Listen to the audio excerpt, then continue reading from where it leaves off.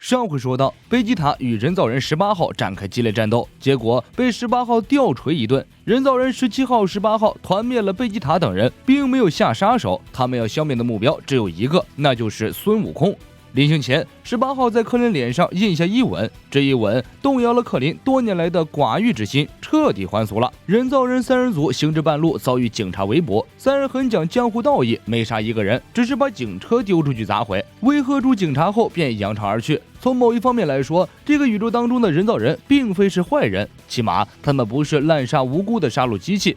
待人造人三人组走远后，克林才从18号的香吻中回过神来，立即给同伴们吃下了仙豆。贝吉塔这一战大受打击，一言不发离开了。比克和天机范并没有责怪克林，毕竟这人造人可是拥有吊打超级赛亚人的战斗力，克林动手也是白白送人头。特南克斯沉默了几秒钟，告诉大家，在他的那个时代，人造人并没有这么强悍，自己起码还能过2招，不至于被秒。多说无益，短弟让大家先去找孙悟空，让他尽快搬家，其他的再做打算。你一定是有什么办法了吧？不如说出来，大家都是同伴了。短笛一听，立即翻脸：什么同伴？不要套近乎了，我可是要征服世界的大魔王！短笛一发能量波击向地面，然后骂骂咧咧的离开众人飞走了。天机范三人看得一愣一愣的，这突如其来的中二是怎么回事？算了，不要理他。短笛大概是急着回家帮布玛带孩子吧，毕竟金牌保姆的名号不是吹的。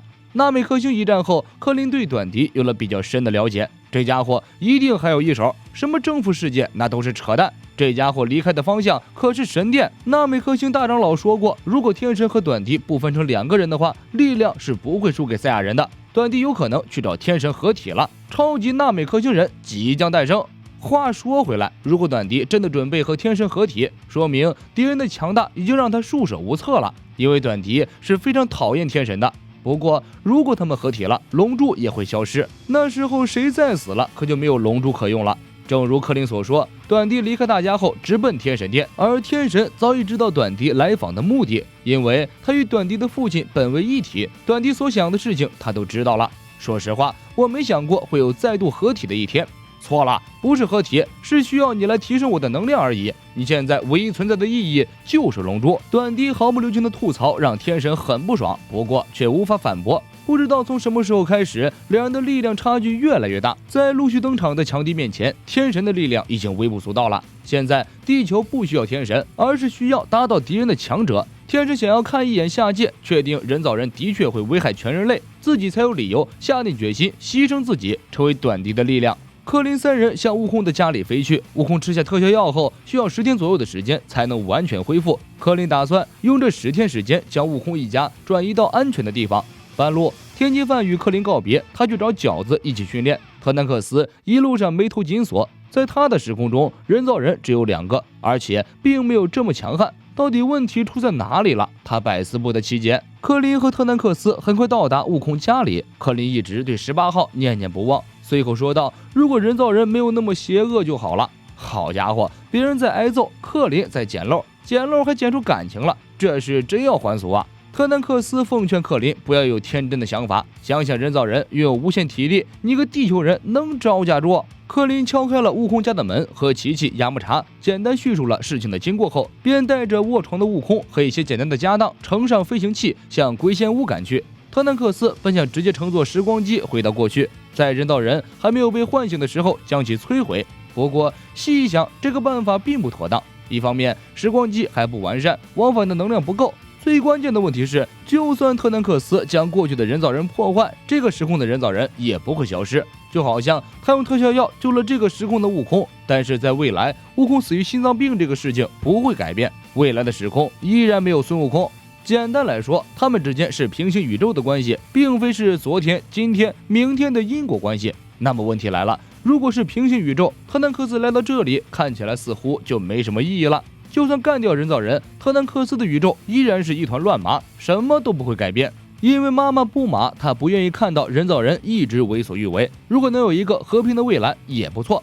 不过最重要的目的是通过悟空先生和人造人的战斗，找出那些家伙的弱点。实在不行，就让悟空先生乘坐时光机，前往我们的未来，干掉人造人。一行人马上就要抵达龟仙人所在的小岛了。雅木茶建议先向布玛通报一下事情的进展。柯林将电话打到布玛家里，结果从布马那里得到了另一个大新闻：某一个村子的村民发现了一个奇怪的飞行器，已经被严重破坏。这个飞行器和特南克斯的时光机一模一样，而且上面也写着胶囊公司的字样。根据村民拍过来的照片来看，时光机上已经长满了青苔，看起来十分破旧。特南克斯打开自己的万能胶囊盒，确定自己的时光机就在万能胶囊里。那台破损的时光机可以确定并不是自己所乘坐的。布马问道：“在未来，我造了几台时光机？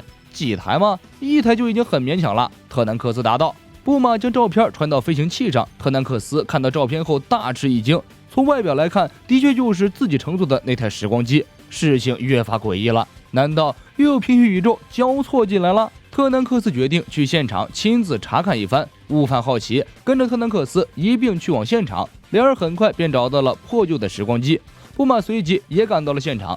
特南克斯在破旧的时光机上发现了自己曾留下的字迹 Hope， 这就足以证明这个破烂的时光机就是特南克斯的。但是驾驶它的却另有其人。悟饭发现破烂时光机上有一个洞，看上去就像是被高温从内部熔掉了一样。特南克斯打开时光机，进入驾驶舱查看一番，发现两个像椰子壳又不是椰子壳的东西。布马仔细看了看，认定这是某种生物的蛋。特南克斯查看了时光机的年限设定，发现这台时光机来自爱纪788年，比自己的时代还晚了3年。而到达这个时代的时间却是4年前，比自己上次来到这个时代还早了1年。特南克斯将破烂的时光机变回胶囊收了起来。布马决定将蛋壳带回去研究。这时悟饭有了新的发现，他在草丛中发现了一个巨大的知了壳，看起来是某个巨型昆虫蜕变后留下来的。这东西比特南克斯的体长还要长，十分惊悚。三人猜测这种巨型昆虫应该就是从时光机的蛋里出来的怪物。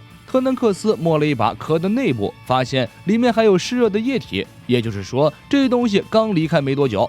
我干！现在看周围的岩石灌木，感觉随时会蹦出来一个吃人的异形。布马表示此地不宜久留，溜了。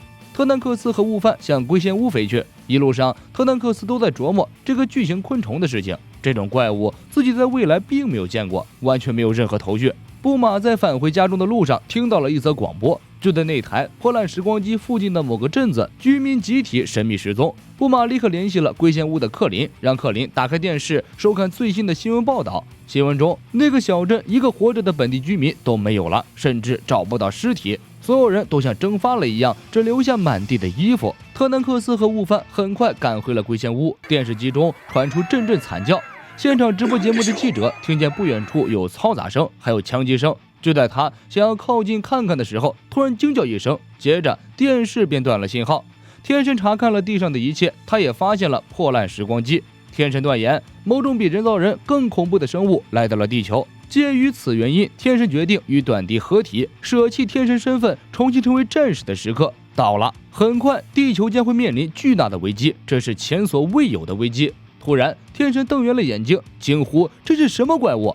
短笛已经按耐不住，你到底看到了什么？天神转过身，没必要特意说出来。当我们合体之后，你自然会知道一切的。